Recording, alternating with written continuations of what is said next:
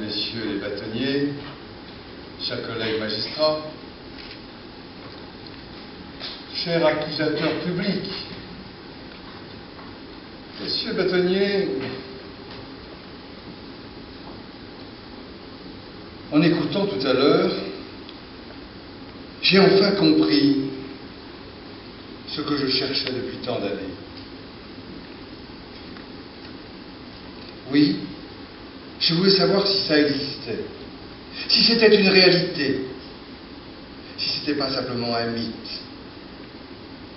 Oui, j'étais en quête de salade niçoise.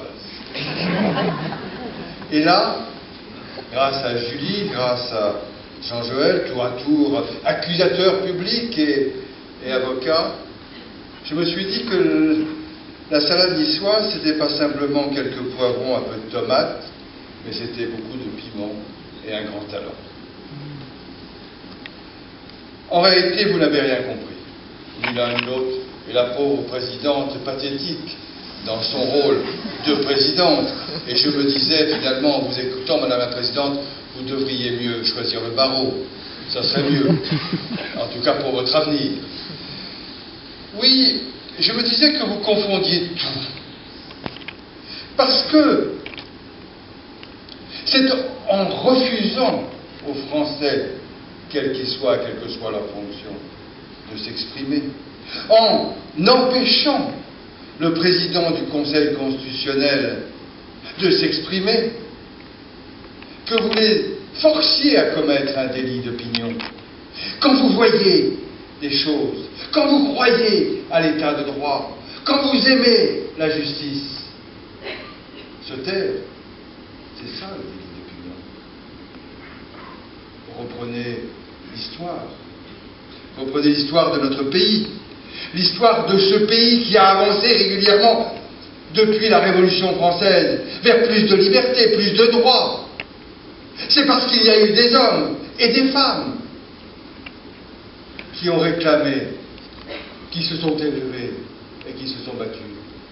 Madame la Présidente, Madame mon avocat ou mon accusateur public, ayez 2 secondes d'admiration pour Olympe de Gouges, cette femme qui a osé s'élever contre la toute-puissance des hommes et qui, alors que les hommes avaient édifié une déclaration des droits de l'homme et des citoyens, a voulu qu'il y ait aussi une déclaration des droits de la femme et du citoyen. Avant de me condamner, vous auriez dû la citer.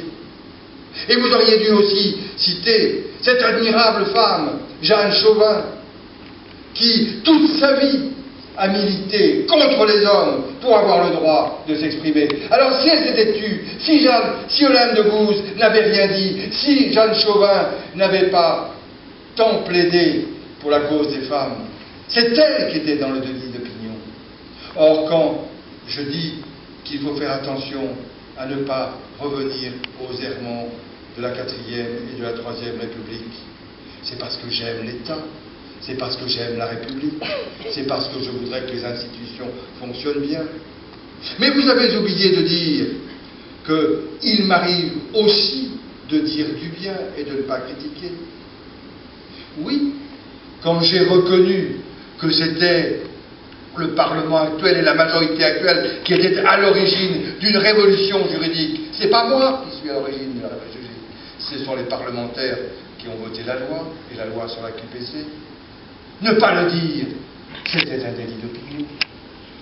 Alors, repartez sur les bancs de l'école, revisitez la République, réexaminez l'histoire de France, et vous rendrez hommage à ces femmes et à ces hommes qui auraient pu poser leur baluchon à côté de la route, auraient pu se taire, auraient pu se réfugier dans l'hypocrisie, dans l'attente ou dans l'espérance, et qui se sont dressés et qui ont fait front. Tout l'honneur de la France et l'honneur de ces hommes, c'est d'avoir justement compris que ne pas parler, c'était un délit de